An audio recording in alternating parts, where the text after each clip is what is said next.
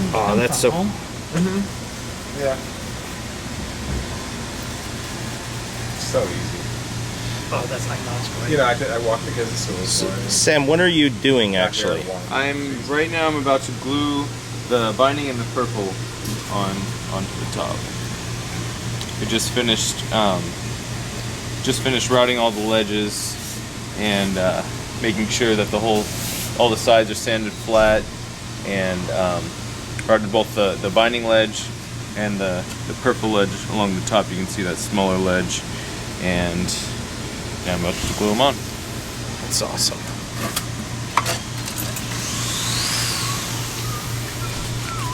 It's so much lighter and smaller than I pictured.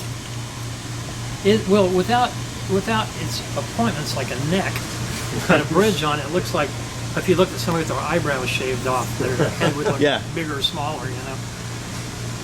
There's a lot of purple in that top, I think. That's awesome. And also in the rosewood. I think when that thing's finished, it's going to pop. Yeah, there's a nice streak that matches the top really well. Yeah, this rosewood's real old growth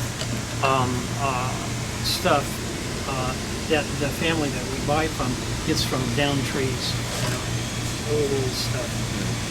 Well, Carolyn emailed me and said that Joseph, there were 4 tops, and Joseph said this one sounded the best. That's our first criteria. Cosmetics are important also just because of people's expectations. We found through careful market study that somewhere around $4,000 to $5,000 people lose their sense of humor about knotholes.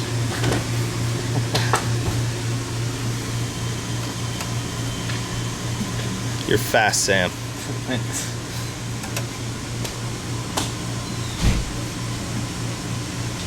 So, given this stage, how long will it take before I get the guitar? What's next? What time's you playing?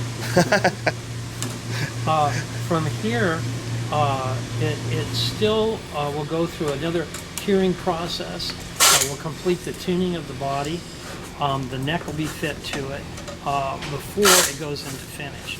And so there's about a week getting towards finish. And the finish process is a couple of about a week, and then there's a cure of up to 10 days, and then a few days of getting set up to go. So about a month and a half. Not necessarily. It's about probably about three plus weeks. Cool.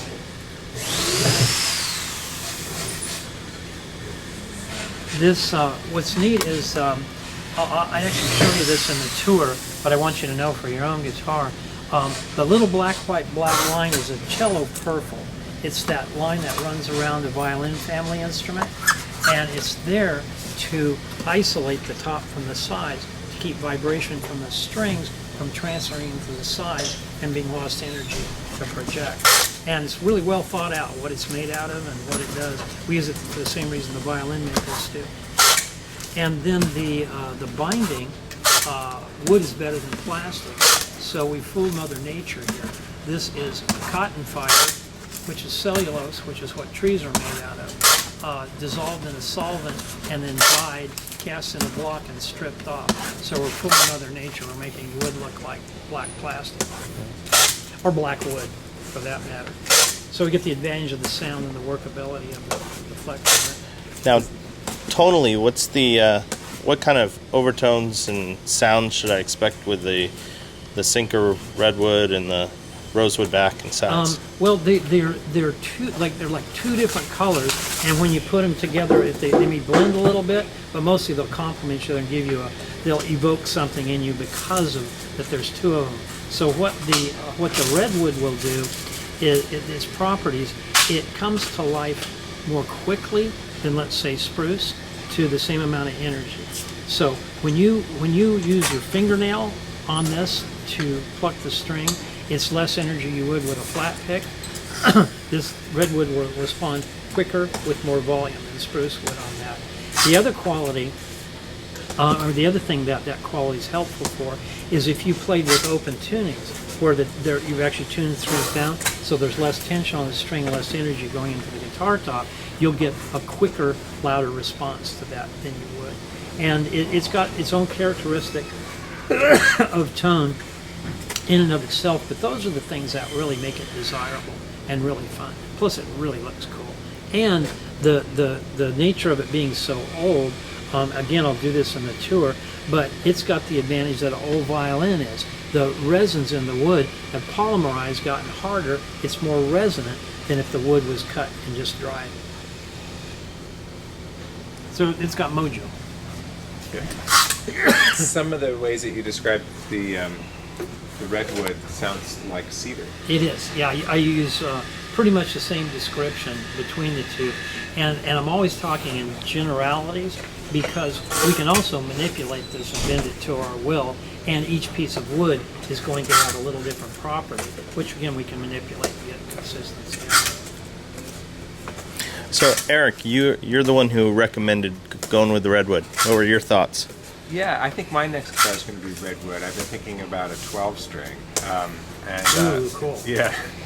And it's not like I play a lot of redwood, but the few redwood guitars that I've played, I really like that sound, and I like cedar a lot too. So, my limited experience makes me want to describe it as maybe it is to cedar what Adirondack is to Sitka or something. It just seems to be just a little bit more. But again, it depends on what you're doing with it, etc. But I love the way it looks too. I just have this sort of vision in my mind of kind of an FS model, but with redwood. I love the darker kind of look too. It's such a magnificent beast that it comes from too. Yeah, that's the other thing that really appeals to me about redwood too. Is just that it's just the story. I grew up, even though I live in Portland, and I grew up in California, and not far from here. And there's just, it's when I think of Santa Cruz, I think of the redwoods. God, too bad we can't do that field trip and see the giant redwoods. Yeah. Ancient trees. It's really, really humbling and inspirational to see those. And it connects us with our roots. Yeah. Sam, thank you very much. Oh yeah, of course. And thanks for taking care of her. No problem. Actually, do you ever give the guitar's gender, Richard? That's none of our business.